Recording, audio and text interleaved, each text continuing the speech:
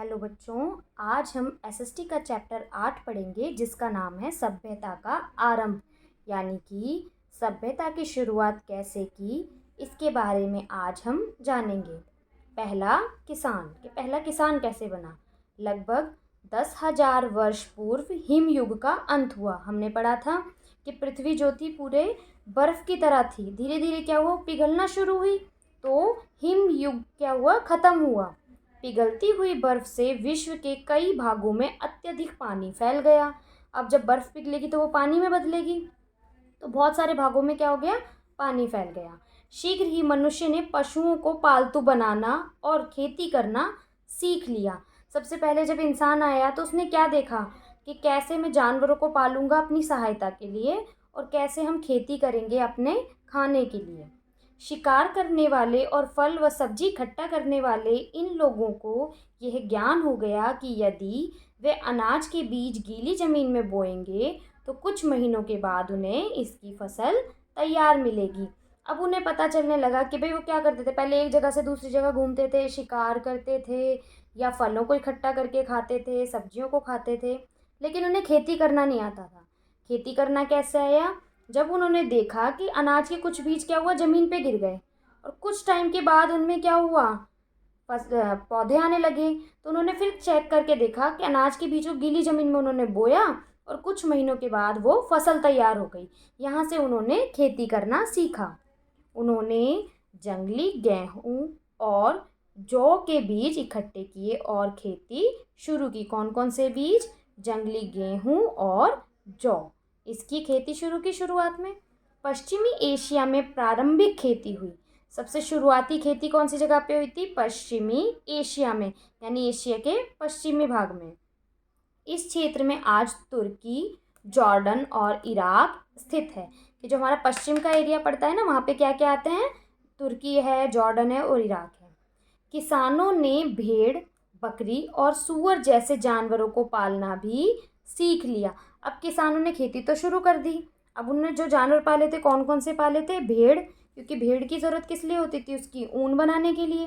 बकरी दूध देती थी, और सूअर, जो खेती वगैरह करते हैं ना, तो खेती से क्या होता है, जो सड़े हुए फल होते हैं, सब्जियां होते हैं, उनको खाने का काम सूअर किया करते थे, गंदगी को ख़त्म करते थे। कृषि की खोज का अर्थ था कि अब मनुष्य को भोजन की तलाश में इधर उधर घूमने की ज़रूरत नहीं थी। पहले क्या होता था, मनुष्य एक जगह रहता था, अब उसे यहाँ पे क्या है, पानी मिल रहा है, खाने को मिल रहा है, तो वहाँ रहने लग जाता। अब जैसे उसको वहाँ की चीज़ें ख़त्म होती, वो दूसरी जगह चला जाता, यानी वो इधर उधर घूमता ही रहता था। लेकिन जब कृषि की शुरुआत हो गई तो उसे अब घूमने की ज़रूरत ही नहीं थी, क्योंकि कृषि तो क्या है, होती रहेगी, फिर बीज बो देगा, फिर हो जाएगी। मनुष्य एक स्थान पर टिक कर रहने लगे और उन्होंने स्थायी मकान बना लिए, यानी परमानेंट वहीं पर घर बना लिए। पहले किसानों ने पत्थर के औजार, फिर धातु के औजार और तांबे के शस्त्र बनाना भी सीख लिया। पहले तो औजार बनाए पत्थर और धातु के, अब शस्त्रों की क्या ज़रूरत थी तांबे की, कि भाई अगर कोई उनके ऊपर अटैक करे, उनसे बचने के लिए उसने क्या करे, शस्त्र बनाए, और शिकार करने के लिए भी यूज़ करेगा उनका वो। प्रथम नगर, अब पहला नगर कैसे बसा। कृषि की खोज से मानव एक स्थायी जीवन जीने लगा, क्योंकि अब उसे इधर उधर नहीं भटकना पड़ रहा था, और गांव बसने लगे। धीरे धीरे ये गांव विकसित होकर नगर बन गए। अब क्या होगा, गांव होंगे, गांव में खेती भी हो जाएगी, फिर वो वहाँ पे धीरे धीरे काम करने की चीज़ें बनाने लग जाएंगे, तो वो गांव क्या बनते चले गए, नगर बन गए। सबसे पहले नगर किसी ना किसी नदी के किनारे बसे, क्योंकि भाई पानी सबसे ज़रूरी चीज़ है, तो जो भी शुरुआत होती थी वो कहाँ होती थी, नदी के किनारे हुआ करती थी। जैसे जैसे इन नगरों में रहने वालों की संख्या बढ़ती गई, वैसे वैसे सड़कों और जल निकास प्रणाली का विकास हुआ। अब जब नगर बसेंगे, वहाँ के लोग होंगे, वो बढ़ेंगे, तो वहाँ पे सड़कों की भी ज़रूरत पड़ेगी, और जब नहाएंगे, धोएंगे, वॉशरूम जाएंगे, तो पानी की निकासी की भी ज़रूरत पड़ेगी। नगरों में आपसी व्यापार होने लगा। फिर धीरे धीरे क्या हुआ, उन्होंने व्यापार करना शुरू कर दिया, यानी कि वस्तुएं खरीदना बेचना शुरू कर दिया। अब टॉपिक आता है प्रथम सभ्यताएं, कि भाई शुरुआती सभ्यताएं क्या थी। खेती करने से पहली बार मनुष्य के पास इतना अनाज था जो बड़े जनसमूह के लिए पर्याप्त था।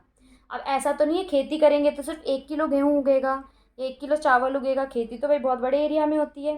तो जब खेती करके अनाज आया तो उन्होंने क्या किया, उसको स्टोर करके रख लिया, और वो काफ़ी लोगों के लिए पर्याप्त था। हर किसी को अपने लिए अन्न उगाने की ज़रूरत नहीं थी। ऐसा थोड़ी घर में 4 लोग हैं तो चारों लोग अपने लिए अलग अलग खेती करेंगे। भाई एक जना जाएगा, वो जाके सबके लिए खेती कर लेगा। कुछ लोग शिल्पकार बन गए। अब शिल्पकार बन गए, शिल्पकारी का काम करने लगे कुछ लोग। उन्होंने घड़े और बर्तन बनाए जिनसे किसान पानी और अनाज रखते थे। अब भाई जब अनाज इतना इकट्ठा होगा तो उसको छोड़ेंगे थोड़ी, ऐसे तो सड़ जाएगा। तो क्या करा, शिल्पकारों ने घड़े वगैरह बनाए जिसके अंदर बर्तन बनाए जिसके अंदर वो सारे जो अनाज था उसको स्टोर करके रखते थे।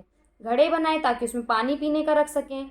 उन्होंने सुंदर जेवर और लकड़ी का सामान भी बनाया। अब ज्वेलरी वगैरह, क्योंकि भाई धीरे धीरे जब सभ्यता बढ़ती जाती है तो हर चीज़ें दिखती है इंसान को कि भाई हमें तो ज्वेलरी भी पहनने की ज़रूरत है, तो उन्होंने ज्वेलरी भी बनाई। लकड़ी के भी सामान बनाना शुरू किया। लोहारों ने किसानों की आवश्यकता अनुसार औजार बनाए। अब जैसे पहले के टाइम में क्या होता था कि अलग अलग सामान अलग अलग लोग बनाते थे। जैसे मैंने मान लो गेहूँ बनाया, उगाया, दूसरे ने क्या करा, जैसे मान लो पेन की उसने फैक्ट्री लगा ली, तो क्या करेगा वो, मुझसे गेहूँ ले लेगा और मुझे पेन दे देगा। किसी और ने कपड़े का काम किया तो उससे कपड़ा ले लेगा। तो इस तरीके से जो व्यापार था वो चला करता था। तो अब लोहारों को क्या हुआ, गेहूँ चाहिए होता था। उन्होंने किसान के लिए औजार बनाए कि भाई जिसकी ज़रूरत किसानों को होगी वो औजार किसान हमसे ले लेंगे और उसके बदले में हमें गेहूँ दे देंगे। उन्होंने शस्त्र भी बनाए, इनके बदले वे अनाज लेते थे। इन्हें सुनियोजित ढंग से रहने के लिए नियमों की आवश्यकता भी थी, क्योंकि अगर ऐसे ही रहेंगे, लड़ाई झगड़े करेंगे तो नहीं रह सकते, तो इसलिए नियम भी जरूरी हैं। ये प्रथम सभ्यताएं थी जो एशिया और अफ्रीका में पनपी। अब देखो, जब ये वस्तुएं इधर उधर करते हैं ना, इस वाले जो प्रोसेस होता है इसको बोलते हैं वस्तु विनिमय प्रणाली। जैसे कई बार फ्रेंड्स भी करती हैं कि बहन तेरे पास 2 पेन है, एक पेन तो मुझे दे दे, तू मुझसे इसके बदले में टॉफ़ी ले ले, है ना। तो हम क्या करते हैं, जिसमें पैसे का कोई रोल नहीं होता, एक सामान के बदले दूसरा सामान देते हैं, उसे कहा जाता है वस्तु विनिमय, मतलब अदला बदली, और प्रक्रिया मतलब प्रणाली, वस्तु विनिमय प्रणाली। अब इसके क्वेश्चन आंसर देखते हैं। खाली स्थान भरो। डैश में प्रारंभिक खेती हुई, तो हमने पढ़ा था प्रारंभिक खेती कहाँ हुई थी, पश्चिमी एशिया में। तो इसका आंसर आ जाएगा पश्चिमी एशिया में प्रारंभिक खेती हुई। पहली रोटी बनाने के लिए अनाज को किस पे पीसा गया, तो वो पत्थर का होता है ना, सिलबट्टा, उस पे पीसा गया। पहले किसानों ने डैश के औजार बनाए। किस चीज़ के औजार बनाए थे, हमने पढ़ा है पत्थर के। और शस्त्र किस चीज़ से बनाए थे, धातु के। कृषि की खोज से मानव एक डैश जीवन जीने लगा। कैसा जीवन, अब वो एक जगह पे रह रहा था तो स्थायी जीवन जीने लगा। डैश ने किसानों के आवश्यकता अनुसार औजार बनाए। किसने किसानों की आवश्यकता के हिसाब से औजार बनाए थे, तो वो लोहारों ने बनाए थे। अब बात आती है प्रथम सभ्यता, जो कि है हमारी सुमेर सभ्यता। बहुत इंपॉर्टेंट है। पहली सभ्यता कौन सी है, सुमेर सभ्यता। प्राचीन सभ्यताओं में से एक सभ्यता मेसोपोटामिया में टिग्रिस और यूफ्रेटिस नदियों के बीच उपजाऊ जमीन पर पनपी। सबसे पहली जो सभ्यता थी मेसोपोटामिया, वो टिग्रिस और यूफ्रेटिस नदियों के बीच जो उपजाऊ जमीन थी वहाँ पर हुई थी। यहाँ रहने वाले लोग सुमेरियन कहलाते थे। यहाँ के लोगों को क्या कहा जाता था, सुमेरियन। वे सुमेर शहर के रहने वाले थे। यद्यपि यहाँ की जलवायु गर्म और शुष्क थी, यहाँ की उपजाऊ भूमि कृषि के लिए उत्तम थी। कि भाई यहाँ की जो जो टेम्परेचर वगैरह था वो कैसा था, गर्म था वहाँ का क्लाइमेट, जलवायु, और शुष्क भी थी, लेकिन फिर भी वहाँ पे खेती अच्छे से होती थी। किसानों ने शीघ्र ही नदियों से खेती तक सिंचाई के लिए नहरें बनाना भी सीख ली। अब क्या था, खेत भाई इतने बड़े बड़े होते हैं, वहाँ से पानी भर भर के थोड़ी खेतों में डालेंगे। तो उन्होंने क्या करा, जैसे कहीं पे नदियाँ होती हैं ना, ये नदी है, तो अपनी जो बड़ी नहर है उससे क्या करा, उसको खेतों में ऐसे डाइवर्जन कर दिया, और अपने खेतों के लिए पानी वहाँ से आ जाता था। नदियों से पानी कट के इधर आ जाता है, खेतों को पूरा पानी मिल जाता है। बहुत सी ऐसी चीज़ें जिनसे हम आज परिचित हैं, उनका आविष्कार लगभग 5000 वर्ष पूर्व सुमेरवासियों द्वारा ही किया गया था। अब आगे बताएंगे वो कौन कौन सी चीज़ें थीं। तो सुमेरवासियों ने पहला कैलेंडर, अंक प्रणाली, प्रथम लिपि और प्रथम विद्यालय आरंभ किए। क्या क्या बनाया सुमेरवासियों ने, जो हम कैलेंडर देखते हैं वो, अंक प्रणाली, प्रथम लिपि जो पहला अक्षर था उनका वो, और जो स्कूल खोले थे वो किसने खोले थे, सुमेरवासियों ने। कुम्हार के पहिए को उन्होंने पहली बार वाहन के पहिए की तरह इस्तेमाल किया। पहले क्या होता, कुम्हार का पहिया होता था जिस पे वो घूमता था और वो मटके वगैरह बनते थे। फिर उन्होंने सोचा कि जब हम एक जगह से दूसरी जगह पर सामान ले जाते हैं तो क्यों ना इसको टायर की तरह यूज़ किया जाए, ताकि जो पहिए की तरह होगा तो जल्दी से सामान को ले जाना पॉसिबल हो पाएगा, है ना। टायर के पर रखेंगे तो वज़न भी ज़्यादा फील नहीं होगा, वो घुमा के और आगे बढ़ते जाएंगे। सुमेर धातुकारों ने पहली बार टिन और तांबे के मिश्रण से कांसे का उत्पादन किया। कौन कौन सी धातु से? टिन और तांबे से क्या बनाया था? कांसा। उन्होंने लोगों के लिए नियमों की एक प्रणाली का भी आरंभ किया। सुमेरवासी अच्छे गणितज्ञ और ज्योतिषी थे, उनको मैथ्स भी अच्छी तरह आती थी और एस्ट्रोलॉजी भी। वे पहले मानव थे जिन्होंने 1 घंटे को 60 मिनट में विभक्त किया। कि पहले पहले ये तो नहीं पता था 1 घंटे में 60 मिनट होते हैं। ये चीज़ भी किसने बताई थी? सुमेर वासियों ने बताई थी। युद्धों की वजह से सुमेर की सभ्यता खत्म हो गई। अब जैसे जैसे लड़ाई झगड़े होते हैं तो क्या होता है, चीज़ें खत्म हो जाती हैं, ऐसे ही सुमेर सभ्यता भी खत्म हो गई। परंतु भारत, मिस्र और चीन में सभ्यताओं ने जन्म लिया। अब सुमेर के बाद और सभ्यताएं भारत, मिस्र और चाइना में। सुमेर की सभ्यता की तरह ये भी नदियों के किनारे बसी थी, क्योंकि पानी के बिना तो गुजारा नहीं हो सकता, तो सभी सभ्यताएं कहाँ बसती थी? नदी के किनारे। मिस्र सभ्यता नील नदी के किनारे। अब हम ध्यान देंगे, मिस्र सभ्यता कहाँ है? नील नदी के किनारे। हड़प्पा सभ्यता सिंधु नदी के किनारे। और चीन की शांग सभ्यता पीली नदी के किनारे विकसित हुई। इसे याद रखना है हमें। मिस्र सभ्यता नील नदी, हड़प्पा सभ्यता सिंधु नदी और चीन की शांग सभ्यता पीली नदी। Very good. आगे देखते हैं रिक्त स्थान भरो। रिक्त स्थान में क्या है? पहला, सुमेरियन डैश शहर के रहने वाले थे। तो हमने क्या पढ़ा है? सुमेरियन सुमेर शहर के रहने वाले थे। नेक्स्ट क्वेश्चन है, सुमेर वासियों ने पहला क्या क्या बनाया था? कैलेंडर, अंक प्रणाली, लिपि और प्रथम विद्यालय। सुमेर धातुकारों ने पहली धातु कौन सी बनाई थी? जो कांसा बनाई थी। और किस चीज से बनी थी? टिन और, तो यहाँ पे आएगा टिन और लोहे से। ये हमने पढ़ा है ना यहाँ पे, टिन और तांबे से, सॉरी, टिन और तांबे के मिश्रण से। ये करेक्शन कर लेंगे, टिन और तांबे से। उसके बाद है, सुमेरवासी अच्छे डैश और डैश थे। तो हमने पढ़ा है सुमेरवासी अच्छे गणितज्ञ और ज्योतिषी थे। अब मिस्र की सभ्यता कैसी है? प्राचीन मिस्रवासी पीने के पानी और सिंचाई के लिए नील नदी पर आश्रित थे, क्योंकि मिस्र में नील नदी बहती है। इससे नदी के किनारों पर उपजाऊ मिट्टी जमा हो जाती थी। किसान रोटी और बियर के लिए गेहूं और जौ, कपड़े के लिए फ्लेक्स, फल और सब्जियां उगाने लगे। अपनी ज़रूरतों के हिसाब से उन्होंने चीज़ें उगाई।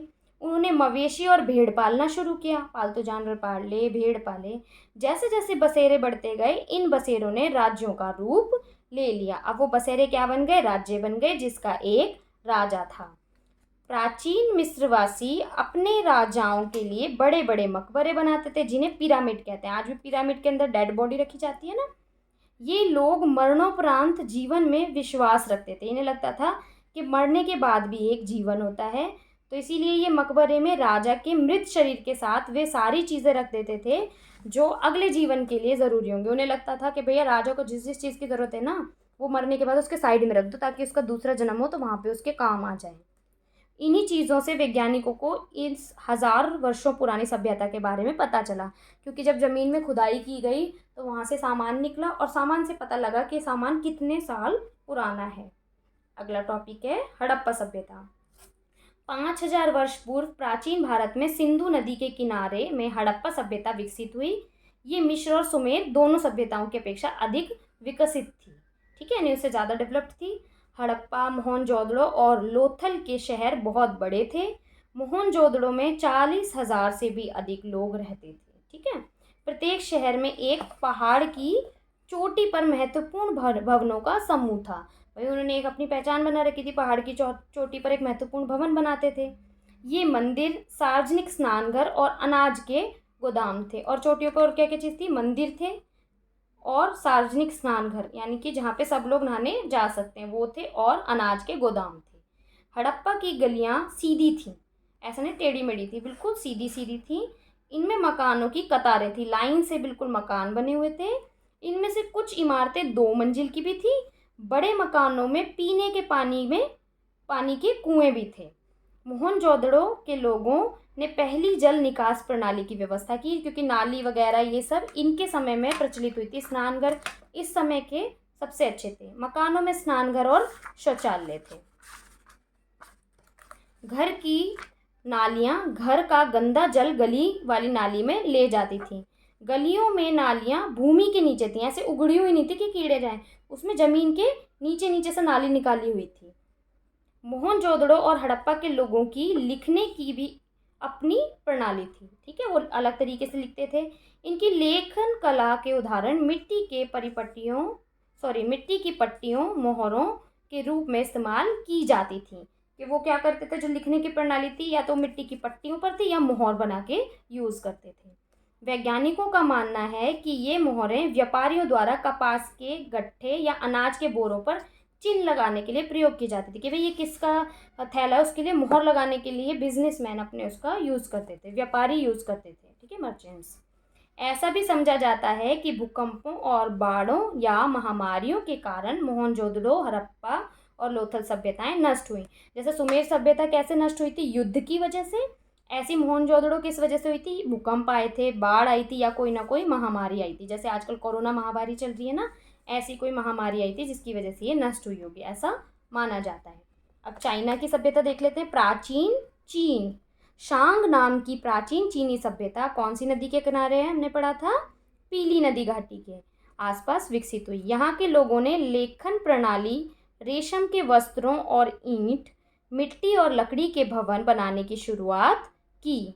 प्राचीन चीन के लोग कांसे की वस्तुएं बनाने में निपुण थे। कांसे की वस्तुएं बनाते थे। कांसा कैसे बनता है, टिन और तांबे के मिश्रण से, ठीक है। शहरों में घोड़ों से खींचे जाने वाले रथों का प्रयोग किया जाता था। इन लोगों ने भी अपने राजाओं के लिए मकबरे बनाए, क्योंकि ये भी मिस्रवासियों की तरह मरने के बाद जीवन में विश्वास रखते थे। राजाओं के मकबरे में राजा के मृत शरीर के साथ नौकरों, सिपाहियों और जानवरों के मृत शरीर और अगले जन्म में काम आने वाली चीज़ें रखी जाती थी। अब इसके अभ्यास कार्य करेंगे हम। पहले किसान डैश डैश और डैश पालते थे, तो क्या क्या पालते थे, भेड़, बकरी और सूअर। पहले किसान ने किस धातु से औजार और शस्त्र बनाना सीखा, तो धातुओं से सीखा था, ठीक है। इसमें हम तांबे भी लिख सकते हैं कि तांबा नाम की धातु से सीखा था। प्राचीन सभ्यताओं में से एक सभ्यता जो टिग्रिस नदी पे पनपी थी, कौन सी थी, मेसोपोटामिया। सुमेर धातुकारों ने पहली बार कौन सी धातु का मिश्रण बनाया था, कांसा, ठीक है, मिश्रण से बना था ना ये। मिस्र सभ्यता कौन सी नदी के किनारे है, नील नदी। किसान रोटी और डैश के लिए गेहूं और जौ बोता था, रोटी और किस चीज़ के लिए, बियर के लिए। डैश में प्रथम निकास प्रणाली की व्यवस्था हुई, हमने पढ़ा है अभी। प्रथम निकास प्रणाली कौन लाए थे, मोहनजोदड़ो। मिस्रवासी राजाओं के लिए बड़े बड़े मकबरे बनाते थे। अगला क्वेश्चन है, मिलान करो। तो सुमेर सभ्यता कौन सी नदी के किनारे है, टिग्रिस। मिस्र सभ्यता नील नदी। हड़प्पा सभ्यता सिंधु नदी। और शांग सभ्यता पीली नदी। ये इंपॉर्टेंट क्वेश्चन है, ये अच्छे से याद करेंगे। उसके बाद है क्वेश्चन आंसर। निम्नलिखित प्रश्नों के उत्तर दो। पहला क्वेश्चन है, आदि मानव ने कृषि करना कैसे सीखा था। तो कैसे सीखा था, जब वो शिकार करते और जंगलों में घूमते हुए जब किसान को पता लगा था कि गीली ज़मीन में बीज बोने से कुछ समय के बाद फसल तैयार हो जाती है, तो इस तरीके से उसने खेती करना शुरू किया था। आदि मानव ने कौन कौन सी फसलें उगाई थी, तो हमने पढ़ा है गेहूँ और जौ। कृषि ने आदि मानव के जीवन में क्या परिवर्तन ला दिया, वो मनुष्य एक स्थान पर टिककर रहने लग गए थे। प्रथम सभ्यता का आरंभ कब हुआ था, कृषि की खोज के बाद मानव स्थायी जीवन जीने लगा और गांव बसने लगे। धीरे धीरे क्या हुआ था, गांव विकसित होकर नगर बन गए थे। इस प्रकार से सभ्यता का आरंभ हुआ था। और सभ्यताएं जो थी सारी वो क्या थी, नदी के किनारे ही बसी थी। सुमेरवासियों द्वारा आविष्कार की गई 3 चीज़ें कौन कौन सी हैं, कैलेंडर, अंक प्रणाली और प्रथम लिपि। हड़प्पा और मोहनजोदड़ो के शहर किस लिए प्रसिद्ध थे, एक तो वहाँ के स्नान घर थे, मंदिर थे और अनाज के गोदाम थे। तो बेटा आपका चैप्टर नंबर 8 फिनिश हुआ।